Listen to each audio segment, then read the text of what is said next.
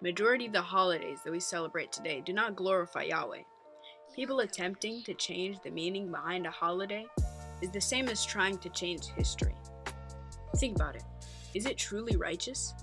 But let's be honest. In actuality, trying to change the meaning behind a holiday is just a way to justify celebrating pagan holidays to fit in with everyone else.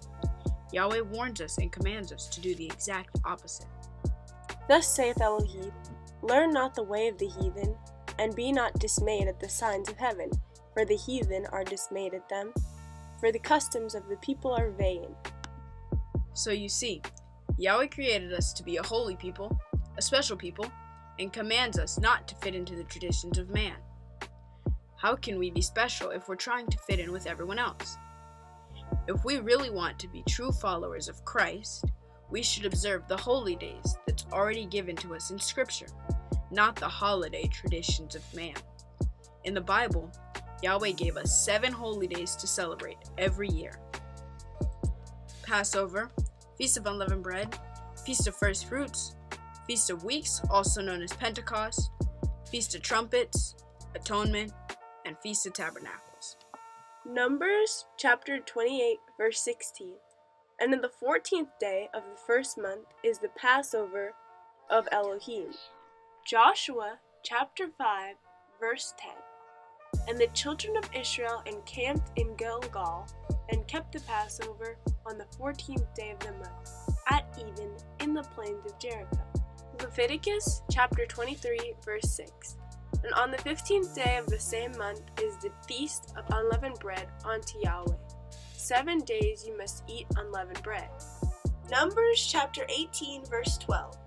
All the best of the oil, and all the best of the wine, and of the wheat, the first fruits of them which they shall offer unto Elohim, them have I given thee. Deuteronomy chapter 16, verse 10. And thou shalt keep the feast of weeks unto Yahweh thy Elohim, with the tribute of a free will offering of thine hand, which thou shalt give unto Yahweh thy Elohim, according as he has blessed you. Acts chapter 2, verse 1. And when the day of Pentecost was fully come, they were all with one accord in one place.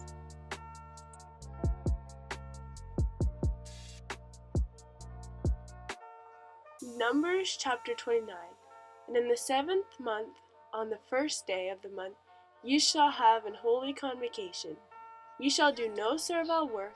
It is a day of blowing the trumpets unto you.